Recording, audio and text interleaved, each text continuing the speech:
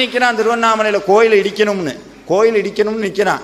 பக்தினா என்னங்கிற ஒரு சின்ன விஷயம், கோயில் இடிக்கணும்னு அத்தனை பேரும் பீரங்கியோடு நிற்கிறாங்க. நம்மளாக இருந்தால் என்ன பண்ணியிருப்போம்?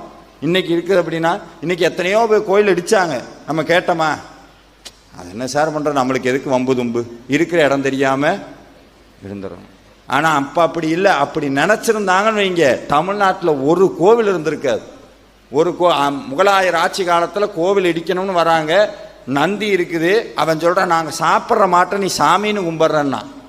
அவங்க சொன்னாங்க, இது மாடு கிடையாது, நாங்கள் கும்பிட்ற தெய்வம்னா.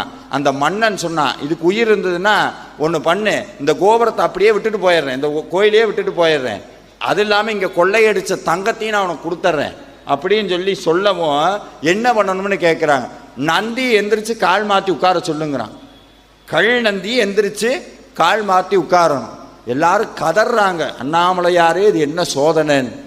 அண்ணாமலையார் சோதனை வச்சா இப்போ உங்கள் எல்லாத்துக்கும் வாழ்க்கையில் சோதனை இருக்குது. வேல்மாறலுக்கு வந்துட்டீங்க, முருகான்னு உட்கார்ந்து திருப்புகழ் பாடிட்டீங்க, வேதனையை சாதனையாக மாற்றுவார். அதே இது திருவண்ணாமலையில் நடந்தது. கல் நந்தி காதில் பஞ்சாட்சரம் ஓதுறாங்க, சாமி கல் நந்தி எந்திரிச்சு கால் மாற்றி உட்கார்ந்தது திருவண்ணாமலையில்.